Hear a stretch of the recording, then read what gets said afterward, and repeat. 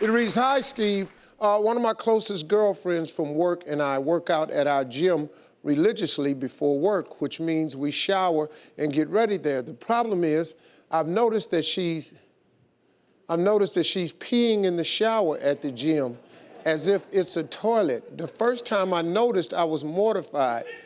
Well, now I'm speechless each time. Recently, I saw the housekeepers whispering as we walked by. I feel like I have to do something.